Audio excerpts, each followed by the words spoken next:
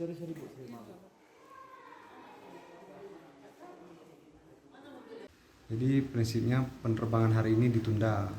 Jadi ditunda untuk penerbangan ditunda sampai besok. Jadi besok itu diterbangkan dari Rembele itu jam 11.45. Jadi untuk penumpangnya hari ini kita alihkan semua besok. Tapi yang ada untuk refund mau via darat silahkan. Jadi yang untuk terbang besok kita alihkan besok gitu.